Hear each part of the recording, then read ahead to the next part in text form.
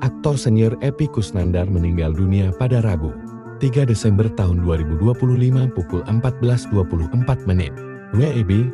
Kabar duka ini disampaikan langsung oleh sang istri, Karina Ranau, melalui unggahan Instagram yang membuat publik terkejut dan berduka.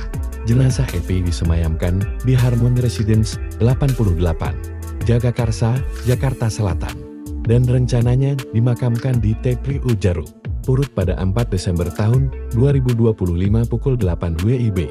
Lahir di Garut pada 1 Mei tahun 1964, Epy berkarya lebih dari 25 tahun di dunia seni peran. Ia mulai dikenal sejak sinetron Satu Kakak Tujuh Ponakan tahun 1996, lalu melesat melalui berbagai film dan FTV. Namanya semakin melegenda lewat perannya sebagai Kang Mus dalam serial fenomenal Preman Pensiun. Sebelumnya, Epy aktif di teater sejak SMA dan menempuh pendidikan formal di IKJ. Ia juga sempat merilis lagu seperti Bukan Manusia Baja tahun 2010 dan Cinta Yang Terluka tahun 2013. Dedikasinya membuahkan penghargaan, termasuk pemeran pendukung pria FTV terbaik FFV tahun 2012.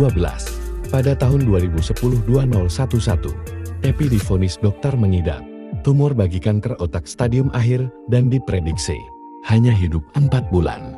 Ia pernah muntah-muntah, demam tinggi, hingga hilang kesadaran. Alih-alih menjalani operasi, ia memilih terapi herbal dan akhirnya pulih dalam waktu sekitar 6 bulan. Kesembuhannya membuat Epy sering merasa hidupnya mendapat bonus waktu. Ia bahkan pernah bercanda bahwa usia 61 tahun mungkin batas hidupnya. Setelah sembuh dari kanker, Epy masih sempat mengalami stroke ringan, namun kembali aktif berkarya. Menjelang akhir tahun 2025, Epy bersama istrinya membuka usaha kuliner bubut goreng yang sempat viral setelah warungnya dipalak preman.